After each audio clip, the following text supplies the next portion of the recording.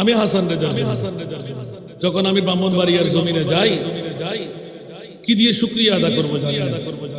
আলেমের প্রীতি, আলেমের মোহব্বত, আলেমের ভালোবাসা, আহলে সুন্নাত ওয়াল জামাতের ভক্তি শ্রদ্ধা। আমার মনে হয় কত টাকা ইনকাম করছে সেদিন আমি জানি না, আরো ব্রাহ্মণবাড়িয়ায় দাও।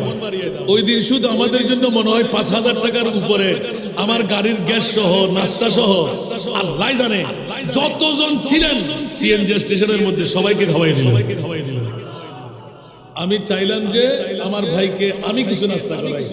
আমাকে বললেন যে আপনার বোন আপনার জন্য অনেক নাস্তা তৈরি করেছেন, শুধু স্বামী নয় অর্ধাঙ্গিনী বিবিকেও আশেকা বানাই ফেলেন রাসূলের পাকের। আল্লাহ কবুল আর মঞ্জুর করুন। এখানে বলার কথা নয়, কিন্তু আমি না বললে মনে হয় মুনিবের কথা ধরাশায়ী হবে। এখন আমি যেতে পারি নাই, কিন্তু আলহামদুলিল্লাহ যখনই আমার মাহফিল ওখানে কাছে হয় তখন আমার কাছে পয়গামটা চলে আসে, একটু তাহিরি সাহেবের বাড়িতে যাবে। আমিন বলেন না? আল্লাহ সবাইকে কবুল করুন। আমার ভাইয়ের জন্য দোয়া করবেন। আমি অনেক কথা কিন্তু না বলে রেখে দিয়েছি। এখনো সুন্নিয়তের জন্য নিবেদিত প্রাণ হয়ে সুন্নিয়তের পাঠগুলো একত্রীভূত করার জন্য যার অক্লান্ত পরিশ্রম বাংলার জমিনে, তাদের মধ্যে গণনার মধ্যে একজন। আমিন বলেন না? আরো জোরে চট্টগ্রাম নয়, শুধু গোটা বাংলায় আমিন বলবেন না? এই জোর আছে ধাক্কা দিয়ে কাউকে ফেলে দেওয়া। খেয়াল রাখবেন, পৃথিবীর জগতের মধ্যে লোভ, হিংসা, অহংকার, এই তিনটি জিনিস সমূলে মানুষকে বিনাশ করে দেয়। ঠিক কিনা? সেই যত বড় পীর হোক, সেই যত বড় আলিম হোক, সেই যত বড় জ্ঞানী হোক, কোনো কাজে আসবে না। ঠিক কিনা বাবারা? লোভ, হিংসা, অহংকার আপনাকে ত্যাগ করতে হবে। তৃতীয় নাম্বার, 5 ওয়াক্ত নামাজ যথাসময়ে আদা করা। উচ্চ আওয়াজ দিয়ে বলুন না সুবহানাল্লাহ। এই তিনটি জিনিসকে আমরা চাইলে পারবো না? ইনশাআল্লাহ বলেন। এবার আপনার মা বাবার কর্তব্যের মধ্যে প্রথমটা শেষ হলো।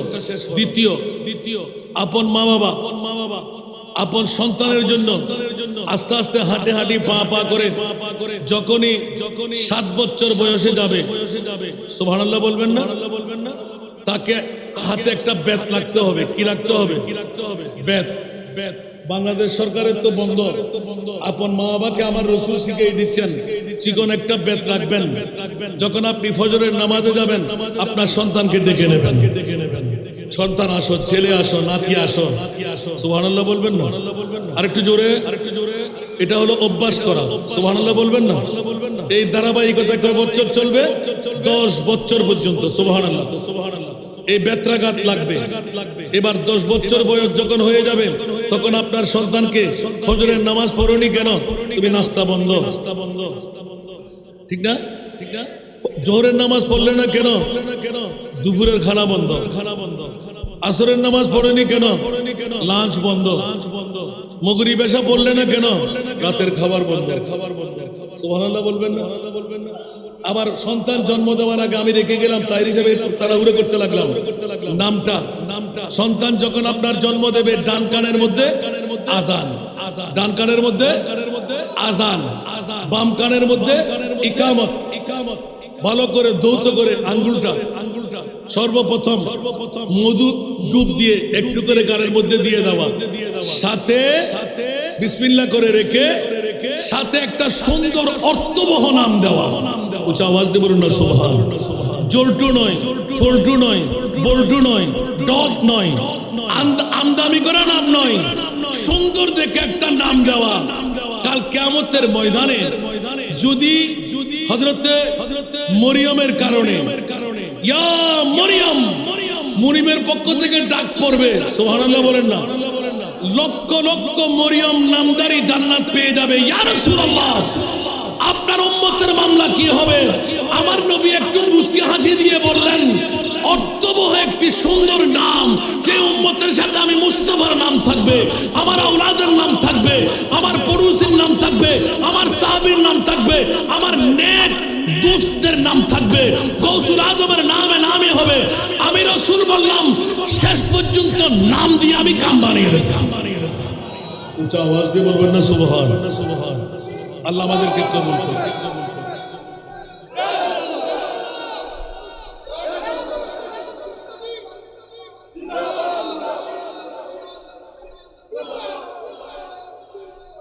জিন্দাবাদ জিন্দাবাদ।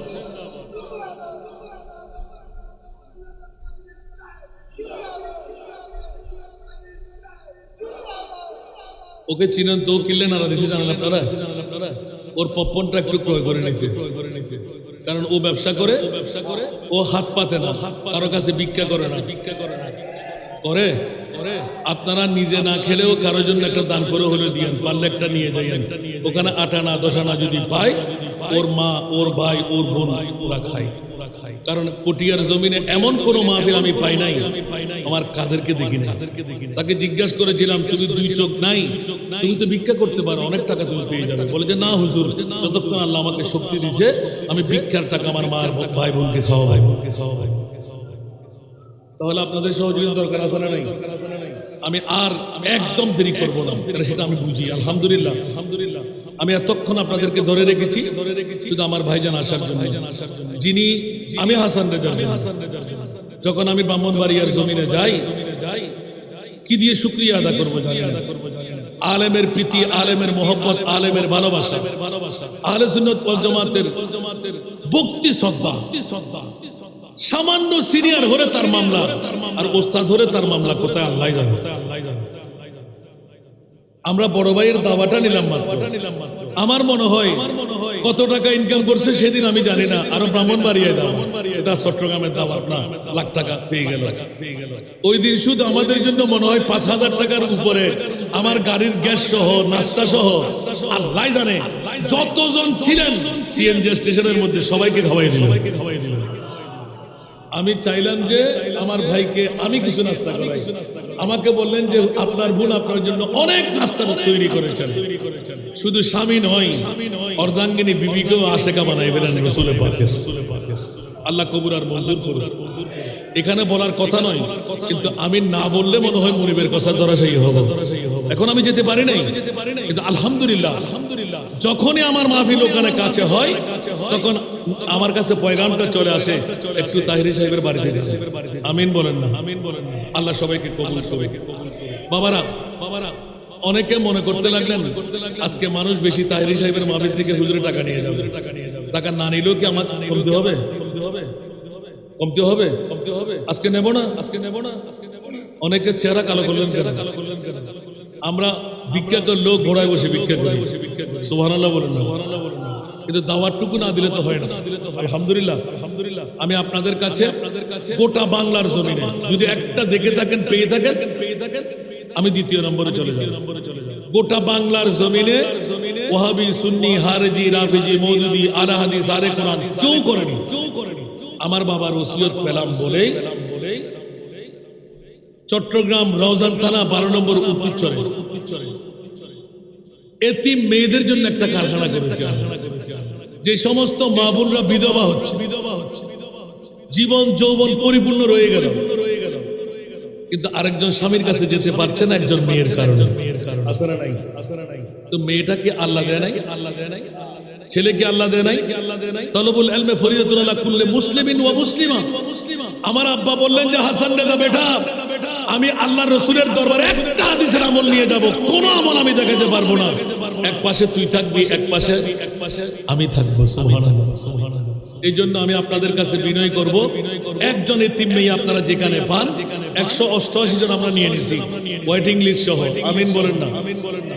42 বস্তার উপরে এখন চাল লাগতেছে। ওরা বড় হচ্ছে, ক্লাস 8 পর্যন্ত চলে গেছে। আলহামদুলিল্লাহ 10 জন হাফেজা বেরিয়ে গেছে। অনেকে মনে করবেন যে মানুষ বেশি দেখে হুজুরে টাকা নেবে মনে হয়। আরে বাবা দিয়েন না, কিন্তু একটা দাওয়াত আমি আপনাদের কাছে পৌঁছাই দিচ্ছি।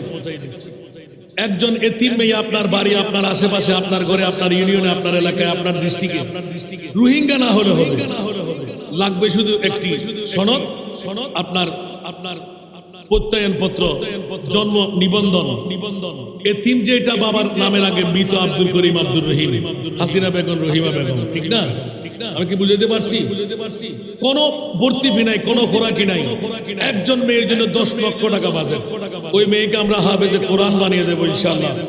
ডিগ্রি পর্যন্ত পড়াই বিনা যৌতুকে আমরা বিয়ে দেব। আমি কোটিপতির সন্তান নই, আমার জীবনে এখন আমি বিল্ডিং বাড়ি করি নাই। যতক্ষণ আমার এতিম মেয়েদের জন্য 10 লাখ, ছেলেদের জন্য 5 লাখ, দুটো এদার আমার বাবার পক্ষ থেকে আমি পাওয়া, আমি এই মিশনটুকু যতক্ষণ বরপা করতে পারবো না, ততক্ষণ আমার নিজের জন্য কিছু করতে যাচ্ছি না। কতজন কত কিছু বলে, তা কিচ্ছু আসে আর যায় না। আলহামদুলিল্লাহ বলেন, আলহামদুলিল্লাহ বলেন না। তা আপনাদের কাছে দাওয়াতটুকু আমি পৌঁছাইতে পারলাম, যেখানে একজন এতিম মেয়ে পাবেন, কিন্তু শর্ত হলো 5, 6, 7, 8, 9, 10, 6টি ক্যাটাগরি। 10-এর উপরে গেলে আমি নিয়েন না। 5 বছর থেকে শুরু, আপাতত ল্যাংড়া লুড়াগুলো দিয়েন না। আমরা নতুন শিক্ষা নবিশের মধ্যে এখনো কিন্তু এটা কঠিন মামলা, আগে বুঝি নাই, এখন কিন্তু বুঝতে পারছি, যখন মেয়েরা সাবাল্লাক হচ্ছে, ঠিক না? এখন আপনারা একটু দোয়া করবেন। একজন এতিম মেয়েকে আমি পর্যন্ত পাঠাইতে পারবেন? যদি কেউ বলে যে খোরাকি, কেউ বলে যে ভর্তি ফি, আমার কাছে একটা ফোন করে দিয়ে। এরকম অসংখ্য নারী পুরুষরা 28 জন এতিম মেয়েকে যাকাতের ফান্ড থেকে দিয়ে, মুফতি সাহেব আমার পাশে আছে, যাকাতের টাকা দিও সদকায়ে জারিয়ার বাগি হওয়া যায়। 28 জন মেয়ে মাত্র বাংলাদেশি 5,000 টাকা, 3 বেলা খাওয়া, 1 বেলা সুস্বাদু, 2 বেলা সবজি আর ডাল, 4টি ড্রেস, ওদের বোরকা, খাতা কলম, অল ইনস্ট্রুমেন্ট। আমিন বলেন না? আপনাদের মাধ্যমে আমি দেওয়ারটা পৌঁছাই দিলাম। সময় স্বল্পতা, অন্যদিন যদি আবার সময় হয়, আমার এই তিনদের জন্য সদকা হাতে রাখবেন। সদকা না দিলে ওই দাওয়াত আমি নিই না। আলহামদুলিল্লাহ বলবেন না? কারণ আমার বাবার নির্দেশ হলো, তোমার জিন্দেগির ইনকাম থেকে 3 ভাগ থেকে 1 ভাগ আমি হারাম করে দিলাম, 1 ভাগ আমার এই 3 মেয়েকে দিয়ে দিন। প্রতি দৈনিক 40-50 হাজার টাকা আমার ভাইয়ের মতো আমি পারবো না, দোয়া করলে হয়ে যাবে। এই দেখেন, আমি চাইলাম না নিতে।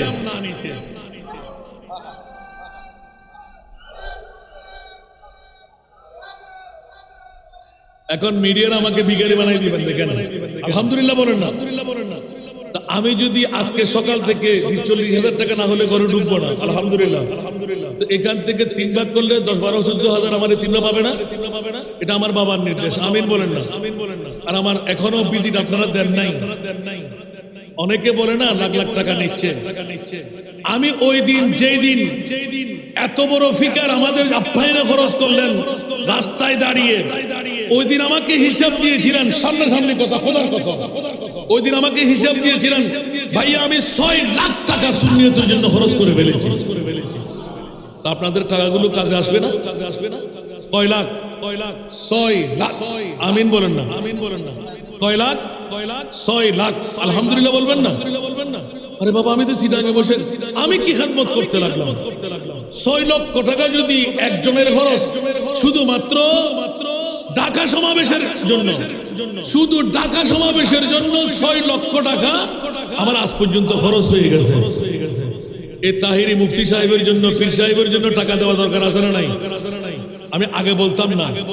ওই দিন আমি শুধু চোখের দিকে তাকিয়ে আছি, আমার চোখের পানি আমি রাখতে পারিনি, কিন্তু ও না দেখার জন্য আমি বারবার মুছে ফেলে দিচ্ছি।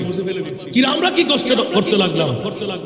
একটি টাকা সমাবেশের জন্য যেজন 6 লক্ষ টাকা খরচ করতে পারে, আর আমাদের শ্রমগুলো তো ওনার সামনে কিছুই না। আলহামদুলিল্লাহ। এখন যখন দিয়েই দিলেন, আজকে আমার ভাই এই সময়টুকু বাড়িয়ে তকরির করবেন ইনশাআল্লাহ। আপনারা কি শুনতে রাজি? তাহলে 2-3 ভাই দাঁড়িয়ে যান। সদকা দিলে বলা দফা হয়, গুনাহ মাফ হয়, আশা পূরণ হয়। মোহাব্বত করে, যার কাছে নাই দিয়েন না, ছোট্ট বাচ্চারা দিয়েন না, গরিবরা দিয়েন না। সদকা দিলে বলা দফা হয়, গুনাহ মাফ হয়, আশা পূরণ হয়। আমি যদি আজকে 12-14 হাজার টাকা দিতে পারি, আপনাদের 12-14 টাকা দেওয়ার ক্ষমতা নাই। আমার ভাই যদি ব্রাহ্মণবাড়িয়া জমিন থেকে এসে তিনদের প্রত্যেকবার আমাকে দেখলেই হলো, আজকে কোনো নাতের অভিযোগ করে নাই, কিন্তু আমি পড়বো। আলহামদুলিল্লাহ বলেন না? দেখেন 2,000 টাকা 2 জন ভাইয়ের পক্ষে, আল্লাহ ওনাদেরকে লক্ষ লক্ষ টাকার মালিক বানিয়ে দিন। আমার ভাইজানের জবানে তাসির পয়দা করে দিন। এলমেল উদ্দুনি আল্লাহ বকশিশ করুন। বাবা, যারা দেওয়ার মন নাই দিয়েন না, মহব্বত করে। বৈঠকের আগে আপনার গুনাহ মাফ, আশা পূরণ হয়ে যাবে। সবার থেকে মেহরবানি করে আমি একটা ফরিয়াদি নাত পড়বো। আপনাদের একটা টুপি হাতে নেন, মহব্বত করে। ওরা দাওয়াত না দিলে না দেখো, অসুবিধা নেই। আজকে এটা নজির বানাইলাম, আমার মুনিব যেন কবুল করেন। আমিন বলেন না? আমার এতিম মেয়েদের জন্য যারা সদকা একমাত্র আমার ভাইয়ের কারণে আপনারা দিয়েছেন, আমি নেব না বলেছিলাম, কারণ সেটা আমরা বুঝি। আজকে তো সদকা দিতে আসেননি, তবে আমার রসুলের নোটিশটুকু আপনারা পেয়ে গেলেন। উঠার আগে গুনাহ মাফ। আলহামদুলিল্লাহ বলবেন। নিয়ত করে ফেলেন, মা বাবা দাদা সবার গুনাহ আল্লাহ মাফ করে দিন। আজকের বৈঠক আল্লাহ কবুল করুন। বিগত হায়াতে জিন্দেগার গুনাহের কাফারা দিয়ে আজকের বৈঠক আমাদেরকে জান্নাত দান করুন। আমার ভাইয়ের জন্য দোয়া করবেন। আমি অনেক কথা কিন্তু না বলে রেখে দিয়েছি। এখনো সুন্নিয়তের জন্য নিবেদিত প্রাণ হয়ে সুন্নিয়তের পাঠগুলো একত্রীভূত করার জন্য যার অক্লান্ত পরিশ্রম বাংলার জমিনে, তাদের মধ্যে গণনার মধ্যে একজন। আমিন বলেন না, আরো জোরে। চট্টগ্রাম নয়, শুধু গোটা বাংলায় আমিন বলবেন না। আল্লাহ ওনাকে কবুল করুক, ওনার হায়াতকে খিজরি দান করুক, জবানের মধ্যে তাসির পয়দা করুক, আল্লাহ আলমুদ্দিনী দান করুক। মেহরবানি করে আপনারা সবাই আমি গুনাহগারের জন্য দোয়া করবেন। মাহবুব মুস্তফার আমার এতিম মেয়েদের বাবা হয়ে যারা দান করেছেন, যারা করতে পারেননি, আল্লাহ ওদেরকেও যেহেতু বহরের মধ্যে আছেন দাতাদের সাথে আল্লাহ জান্নাতে যাওয়ার তৌফিক দান করুক। আজকের মাহফিলকে আল্লাহ কবুল করুক। পশ্চিম থানা মোহরি জাগ্রত সংঘ, পশ্চিম থানা মহিলা এলাকাবাসীরা বড় বিপাকে পড়ে গেলেন, আর আল্লাহ একটু করে চাজরা দিয়ে দেখাই দিলেন, তোদের মাহফিলকে আমি কবুল করে নিয়েছি। অজর দ্বারায় বৃষ্টি এখন বন্ধ করে দিলেন। আমিন বলবেন না? আমার গৌসপাক চাইলে পারে কি পারে না, মুস্তফা চাইলে পারে কি পারে না। আল্লাহ আজকের মাহফিলকে কবুল করুক। যতক্ষণ ইচ্ছা হয় আমার ভাই জান তকরীর পেশ করবেন। আমার জন্য দোয়া চাই, আমার এতিমদের জন্য দোয়া চাই, চার সুন্নিয়তের জন্য নিবেদিত প্রাণ হয়ে আমার এতিমদের জন্য অসংখ্য দোয়া, যেখানে যান ওখানে তুলে ধরেন। আল্লাহ ওনাকে হায়াতি হিজরি দান করুক, সেহের জাদু টোনা ইত্যাদি থেকে আল্লাহ হেফাজত করুক। সুন্নিয়তের আকাবেরিনদেরকে হায়াতান তৈয়বা দান করুক। বিশেষ করে আমার শহীদুল্লাহ বাহাদুর ভাইকে আল্লাহ অতি সহসা সাফায়ে কুল্লিয়া আজলা দান করুক। এরকম সুন্নি আকাবেরিন সুন্নি উলামায়ে কেরাম ছোট থেকে বড় যারাই একজন মাওলা তুমি বাতিলের বুতুরিয়ত থেকে সুন্নি উলামায়ে কেরামদেরকে তুমি হেফাজত করো। আল্লাহ এই এলাকাকে সুন্নিয়তের বৃহত্তম একটি দুর্গ বানিয়ে দাও। মা বোন বাবা ভাই বুড়া জওয়ান আল্লাহ সবাইকে কবুল করুক। আমার জন্য আমার কোনো রোগ আল্লাহ আমাকে দেয় নাই, শুধু হাঁটুর মধ্যে একটু ব্যথা ওয়াইডের কারণে। আপনারা দোয়া করবেন আল্লাহ যেন এটাও আমি ভালো হয়ে যায়। আসসালামু আলাইকুম ওয়া রাহমাতুল্লাহি ওয়া বারাকাতুহু। আমাদের সম্মুখে তকরীর পেশ করলেন আলা হযরতের রূহানী সন্তান হযরতুল আল্লামা জনাবে মাওলানা হাসান রাজাল কাদরী সাহেব আমাদের মাঝে এসে উপস্থিত হয়েছেন। আজকের মাহফিলে প্রধান মেহমান আরো এসে উপস্থিত হয়েছেন কালারপুর পুলিশ পাড়ির পুলিশ ইন্সপেক্টর মোহাম্মদ শাহিন মিয়া, আরো উপস্থিত আছেন পুলিশ ইন্সপেক্টর মোহাম্মদ সাইফুল ইসলাম। এখন আমাদের মাঝে তাকরীর পেশ করবেন মুনাজারে আহলে সুন্নাত সুন্নিয়তের নয়নমণি আহলে সুন্নাত ওয়াল জামাতের সাংগঠনিক সচিব পীর আল্লামা মুফতি গিয়াসউদ্দিন আত্তাহি সাহেব। নারে